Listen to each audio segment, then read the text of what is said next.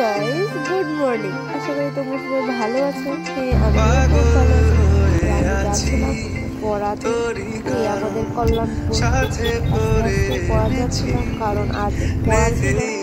তারপর 3 সখী মিলে একটা সেলফি তুলে নিলাম পড়া শেষ করে। তারপরে আস্তে আস্তে জানি না কোথায় গেছিলাম। এই তো গাড়িতে উঠে গেলাম পড়া কমপ্লিট করে।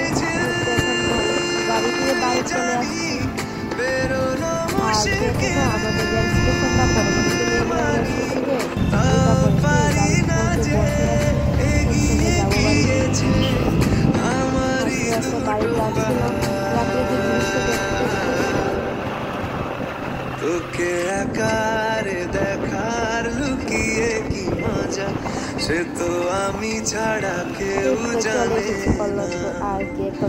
তোকে চাওয়ার পাওয়ার নয় রে সোজা, সে তো আমি ছাড়া কেউ জানে না।